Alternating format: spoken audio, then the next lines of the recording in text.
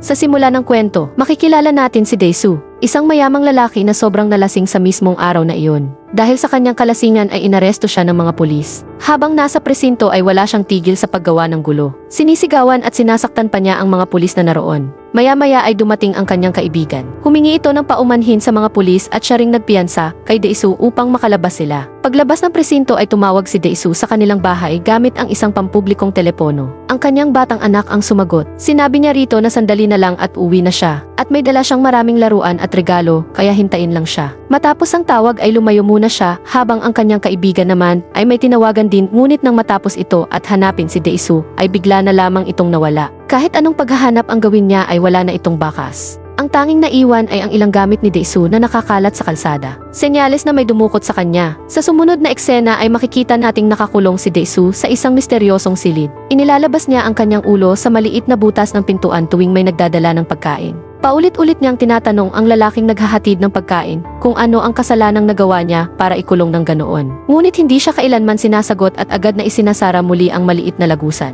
Wala siyang ideya na ang pagkakakulong na iyon ay hindi lang tatagal ng ilang araw, kundi aabot ng 15 taon. Upang hindi siya tuluyang mabaliw sa sobrang pag-iisa, ay pinapapasok nila ng pampatulog na gas ang kanyang silid. Kaya nawawalan siya ng malay sa tuwing nakakatulog. Isang araw habang mahimbing siyang walang malay ay kumuha sila ng dugo mula sa kanyang katawan. Kinabukasan ay nalaman niyang pinatay ang kanyang asawa. At ang mas masaklap pa, siya ang itinurong pangunahing suspect ng mga pulis. Dahil may natagpo ang mga patak ng kanyang dugo sa mismong lugar ng krimen. Hindi niya maintindihan kung paano nangyari iyon dahil wala siyang alam sa lahat ng naganap habang siya ay walang malay. Ngunit malinaw na iyon din ang dugong kinuha sa kanya habang siya ay natutulog. Labis siyang nasaktan sa balitang iyon kaya tuluyan siyang gumuho. Ilang ulit niyang sinubukang wakasan ang sariling buhay sa pamamagitan ng paghiwa sa kanyang braso. Ngunit sa bawat pagkakataon ay agad siyang ginagamot ng mga taong nagbabantay sa kanya. Para bang may dahilan kung bakit ayaw nila siyang mamatay at gusto nilang manatili siyang buhay. Habang lumilipas ang panahon ay may naisip siyang paraan upang hindi tuluyang mawalan ng pag-asa.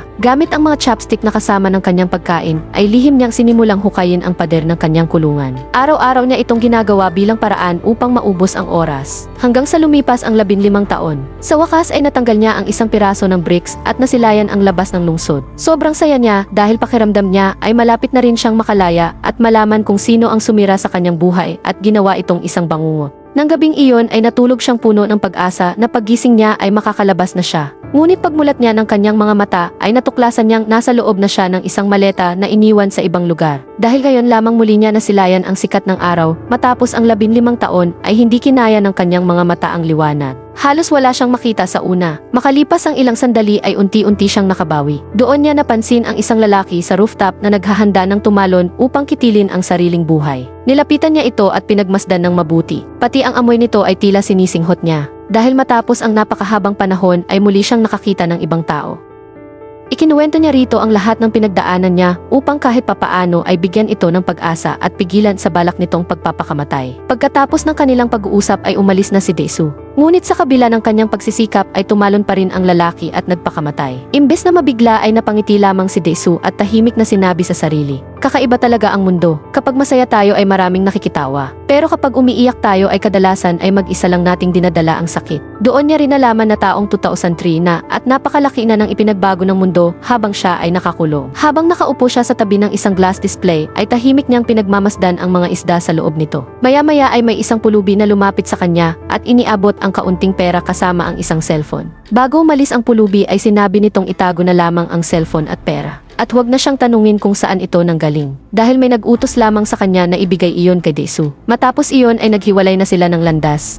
Makalipas ang ilang oras ay nasa isang kainan si Dae-soo nang biglang tumunog ang cellphone. Pag-angat niya ng tawag ay laking gulat niya nang marinig ang boses ng lalaking responsable sa kanyang 15 taong pagkakakulong. Tinanong siya nito kung ano ang pakiramdam ngayong malaya na siya. Ngunit hindi iyon ang nais marinig ni Dae-soo. Iisa lamang ang tanong na paulit-ulit niyang ibinato. Bakit mo ginawa ang lahat ng ito sa akin? Sa halip na sagutin siya ng direkta ay sinabi lamang ng misteryosong lalaki na balikan niya ang sarili niyang nakaraan at isipin kung sino talaga siya at kung ano ang mga nagawa niya noon. Pagkatapos sabihin iyon ay agad nitong pinutol ang tawag. Dahil sa sobrang pagod at paghihirap ay nawala ng malay si Dae-soo. Pagmulat niya ng kanyang mga mata ay nakita niya ang isang dalagang nagngangalang Mido. Isa pala itong empleyado ng hotel at habang wala siyang malay ay binabasa nito ang mga diary na isinulat niya sa loob ng kulungan. Hindi iyon nagustuhan ni Dae-soo kaya agad niyang binawi ang kanyang diary. Kinaumagahan ay sinimulan niyang hanapin ang kanyang anak na matagal niyang hindi nakita. Ngunit nalaman niyang may ibang pamilya nang kumupop dito at hindi na ito nakatira sa bansang iyon. Lalo lamang siyang nalungkot at muling naalala ang kanyang asawa na pinaslang habang siya ang pinagbintangan. Dahil dito ay nangako siya sa sarili na hindi muna bibisita sa puntod ng kanyang asawa hanggat hindi niya natatagpuan ang tunay na pumatay rito. Pagkatapos ay nagsimula siyang maglibot sa iba't ibang hotel at restaurant. Hindi dahil gusto niyang kumain kundi dahil hinahanap niya ang pamilyar na lasa ng pagkaing inihahain sa kanya habang nakakulong. Kahit lumipas ang 15 taon ay hindi niya iyon nakalimutan. Hanggang sa wakas ay natagpuan niya ang eksaktong hotel na pinanggagalingan ng pagkain na araw-araw niyang kinakain noon. Palihim niyang sinundan ang delivery boy hanggang sa makarating siya sa mismong gusaling pinanggalingan nito. Doon niya nadiskubre ang lihim na lugar kung saan siya ikinulong. Isang pribadong kulungan kung saan marami ring ibang taong nakakulong sa magkakahiwalay na silid. Agad niyang dinakip ang namamahala sa pasilidad. Sinakal niya ito, binusalan, binalutan ng tape ang buong katawan at itinali upang hindi makatakas. Iisa lamang ang gusto niyang malaman. Sino ang nagbabayad sa inyo para gawin ito? Ngunit paulit-ulit lamang nitong sinabing wala siyang alam. Dahil sa matinding galit ay isa-isang binunot ni Dae-soo ang 15 ngipin ng lalaki nang walang kahit katiting na awa. Hindi lamang iyon, pinagsasapak at binugbog din niya ang iba pang mga tauhan sa loob ng gusali. Ngunit dahil mas marami ang kanyang kalaban ay siya rin ay malubhang nasugatan.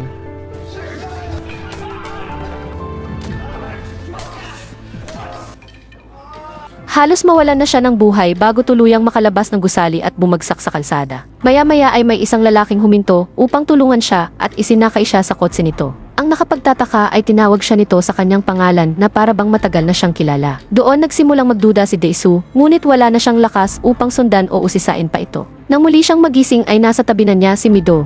Tinahin nito ang kanyang mga sugat at inalagaan siya hanggang sa makabawi siya. Kasama rin ang mga gamit na nakuha niya ay ang ilang audio tape na isa-isa niyang pinakinggan. Mula roon ay nalaman niyang iisa lamang ang reklamo ng lalaking dumukot sa kanya. Masyado raw siyang madaldal. Matapos iyon ay pinuntahan niya ang kaibigang huling kasama niya bago siya mawala 15 taon na ang nakalipas. Ito rin ang taong nagpiyansa sa kanya noon mula sa presinto. Nang magkita silang muli ay hindi napigilan ng dalawa ang maging emosyonal at mahigpit silang nagyakapan habang umiiyak. Gamit ang computer ng kanyang kaibigan ay sinuri nila ang kaso ng pagpatay sa kanyang asawa. Doon nila nalaman na kinabukasan ay tuluyan ng isasara ang kaso. Ibig sabihin ay mawawala na rin ang lahat ng paratang laban kay Dae-soo. Sinabi rin ng kanyang kaibigan na malamang ay may taong malapit sa kanya ang nasa likod ng lahat ng ito. Maaaring kamag-anak o isang taong matagal na niyang kilala. Dahil dito ay nagsimula niyang pagdudahan si Mi-do. Dahil wala naman itong malinaw na dahilan kung bakit siya tinutulungan. Sa tindi ng kanyang pagdududa ay sinaktan niya ito. Itinali at pilit na inimbestigahan. Habang nangyayari iyon ay tumawag ang kanyang kaibigan at may natuklasan itong mahalagang impormasyon. Matapos niyang siya sa atin ang pagkakakilanlan ng kidnapper ay nalaman niya ang tirahan nito. At ang mas nakakagulat, ang gusaling hinahanap nila ay mismong nasa tapat lamang ng kinaroroonan ni Dae-soo. Agad siyang nagtungo roon at sa loob ng gusali ay muli niyang nakita ang lalaking tumulong sa kanya noong siya ay sugatan. Ang parehong taong tumatawag sa kanya gamit ang kanyang pangalan. Doon tuluyang nabunyag na ang pangalan nito ay Woojin. Pagharap pa lamang ni Woojin kay Dae-soo ay napangisi na ito at tila aliw na aliw sa kanyang kalagayan. Lalong nag-init ang ulo ni Dae-soo kaya sinunggaban niya ito sa leeg. Ngunit kalmado lamang si Woojin at sinabi, "Kung gusto mo akong patayin, wala akong balak na pigilan ka." Pagkatapos ay ibinuka ni Woojin ang kanyang damit at ipinakita ang dibdib na puno ng bakas ng tahi. Sinabi niyang may nakakabit na electronic device sa loob ng kanyang katawan at nasa kanya rin ang remote nito. Anumang oras na gustuhin niya ay kaya niyang wakasan ang sariling buhay sa isang pindot lamang. Idinagdag pa niyang hindi siya natatakot sa kamatayan. Saka sinabi kay Dae-soo na ngayong alam na nito kung sino ang nasa likod ng kanyang pagdukot ay makinig itong mabuti. Mayroon lamang siyang 5 araw upang alamin ang tunay na dahilan kung bakit siya ikinulong ng 15 taon. Kapag nalaman niya ang sagot ay tutuparin ni Woojin ang kanyang pangako at siya mismo ang magpapakamatay. Ngunit kapag nabigo siya ay si Mi-do ang mamamatay.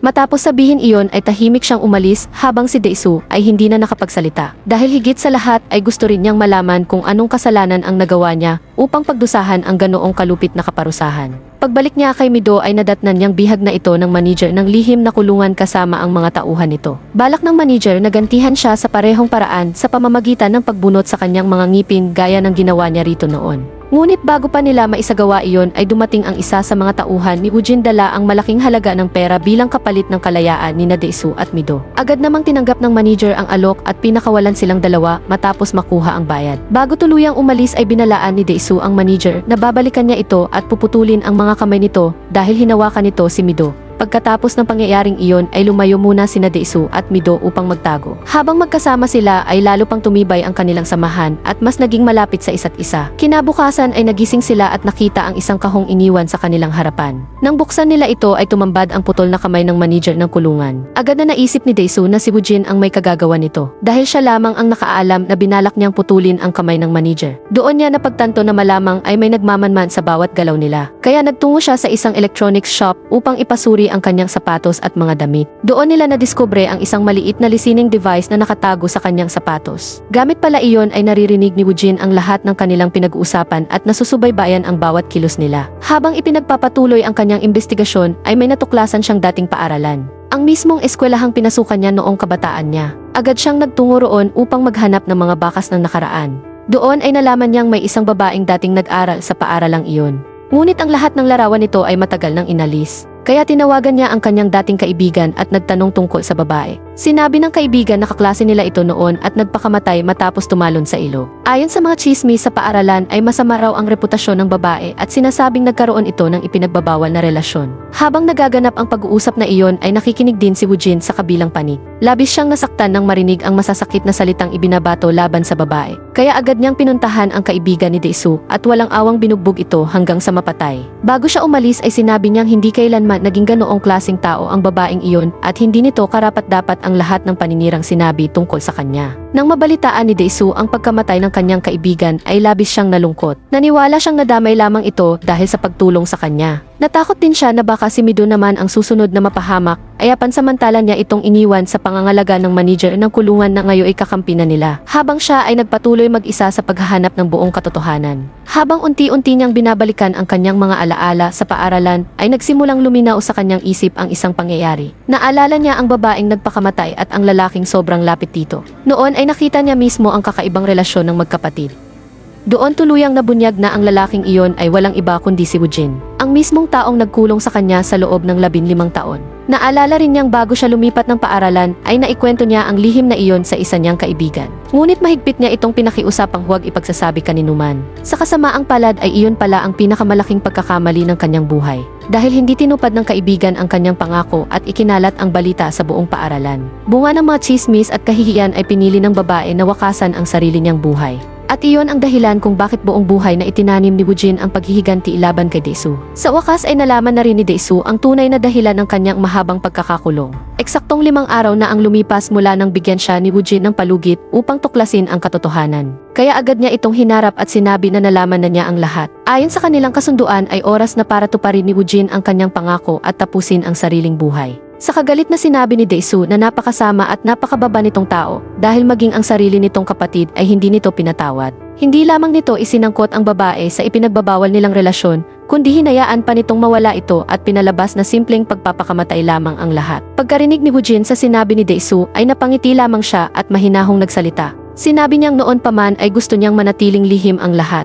Ngunit sa mundong ginagalawan ng mga taong katulad ni Daesu ay walang sikreto ang nananatiling nakatago. Dahil sa isang pagkakamali lamang ay nalaman ng lahat ang ipinagbabawal nilang relasyon. Nagpakamatay ang kapatid kong babae matapos siyang paulit-ulit na ma-pressure ng lahat. Pero sabihin ko sa iyo ang isang nakakagulat na bagay. Na-hypnotize kita, pati si Mido. Ibig sabihin, kinontrol ko ang utak ninyo sa loob ng ilang panahon. Kaya nang magising kayo, ginagawa ninyo ang lahat ng inuutos sa inyo. Ang pagsasama ninyo ni Mido ay panandalian lamang. Isa lang itong bagay na pinagawa namin sa inyo. Wala siyang maaalala paglabas niya sa estado ng hypnosis. Pero hindi kita hahayaang makalimot dahil kapag nalaman mo ang katotohanan, mas gugustuhin mong kitilin ang sarili mong buhay. Pagkasabi nito, itinuro niya ang isang kulay ililang kahon at inutusan si Daesu na buksan iyon.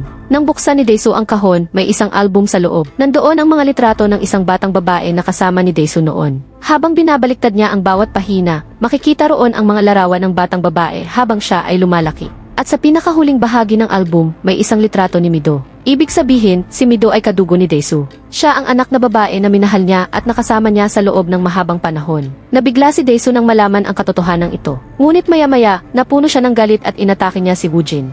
Bago pa makaganti si Dae-soo ay bigla siyang sinunggaban ng bodyguard ni Woojin at walang awang inihagis at binugbog hanggang sa halos mawalan siya ng malay. Ngunit bago pa tuluyang mapatay si Dae-soo ay si Woojin mismo ang bumaril at pumatay sa sarili niyang tauhan. Pagkatapos ay tinawagan niya ang manager ng lihim na kulungan at doon tuluyang napatunayang kasabwat din pala ito sa buong plano. Nasa harapan ng manager si Mido at may isang kulay ube na kahon sa tabi nito. Malinaw na anumang oras ay maibubunyag na rin kay Mido ang lahat ng katotohanan. Desperadong lumuhod si Dae-soo kay Woojin at nakiusap na wag sabihin rito ang sekreto kay Mido kahit ano pa ang mangyari. Ngunit nang hindi siya pinakinggan ay nagbanta siya na papatayin at paghihiwa-hiwalayin niya ang katawan ni Woojin kapag nalaman ni Mido ang katotohanan. Makalipas lamang ang ilang sandali ay tuluyan ng gumuho si Dae-soo. Lumuhod siya sa harap ni Woojin habang umiiyak at nagmamakaawa. Sinabi niyang handa siyang maging alipin nito habang buhay kapalit lamang ng pananahimik tungkol kay Mido. Sa halip na maawa ay lalo lamang siyang pinagtawanan ni Woojin. Doon naisip ni Dae-soo ang tanging paraan upang tuluyang maibaon ang lihim. Kinuha niya ang gunting at walang pag-aalinlangang pinutol ang sarili niyang dila. Isang napakasakit at nakakatindig balahibong tagpo. Ginawa niya iyon dahil ang mismong dila niya ang naging dahilan kung bakit nagsimula ang lahat ng trahedya noon. Matapos makita ang ginawa ni Dae-soo ay tinawagan ni Woojin ang manager at inutusan itong huwag nang buksan ang kahong nakalaan para kay Mido. Bago siya tuluyang umalis ay sinabi niyang ngayon ay alam na ni Dae-soo ang buong katotohanan. Kaya ang tanong na lamang ay paano pa siya mabubuhay habang pasan ang ganoong kahihiyan. Ayon kay Woojin ay mas mabuti pang mamatay na lamang siya. Matapos sabihin iyon ay tinalikuran niya si Dae-soo. Maya-maya ay nahulog ang remote na hawak ni Woojin. Agad itong pinulot ni Dae-soo at paulit-ulit na pinindot sa pag-aakalang iyon ang magpapasabog sa chip na nasa katawan ni Woojin. Ngunit walang nangyari. Doon niya nalaman na simpleng remote lamang ng spiker. Isa na naman pala itong panlilinlang na matagal nang ginagamit ni Woojin laban sa kanya. Sa wakas ay natupad na ni Woojin ang paghihiganting matagal niyang inalagaan. Habang naglalakad siya ay muling bumalik sa kanyang alaala ang araw na tumalon sa ilog ang kanyang kapatid upang wakasan ang sariling buhay. Hindi niya napigilan ang matinding lungkot at tuluyan siyang nawala ng dahilan upang mabuhay. Kaya inilabas niya ang kanyang baril at binaril ang sarili niyang ulo. Makalipas ang ilang panahon ay makikita si Dae-soo na patuloy na nabubuhay habang pasan ang matinding hiya at sakit ng kanyang nakaraan. Dumating ang araw na hindi na niya kinaya ang bigat ng kanyang mga alaala, kaya humingi siya ng tulong sa isang doktor. Nakiusap siyang burahin ang lahat ng alaalang may kaugnayan sa kanyang anak. Ipinaliwanag ng doktor na maaari niyang subukan ang isang espesyal na pamamaraan, ngunit walang kasiguraduhan na magiging matagumpay ito. Kahit alam ang panganib ay pumayag pa rin si Dae-soo dahil desperado na siyang makalaya sa mga alaalang patuloy na nagpapahirap sa kanya. Isinagawa ang proseso at nang muli niyang imulat ang kanyang mga mata ay mag-isa na lamang siyang naroon. Hindi nagtagal ay dumating si Mido at agad siyang niyakap matapos siyang matagpuan. Sa unang sandali ay bahagyang napangiti si Dae-soo. Ngunit kasunod nito ay tuluyan siyang napaiyak dahil doon niya napagtanto na nabigo ang proseso. Hindi nabura ang kanyang mga alaala. Dala pa rin niya ang buong katotohanan at habang buhay na niyang papasanin ang sakit na dulot nito. Thanks for watching. I-like mo na ito at mag-subscribe para sa marami pang recap.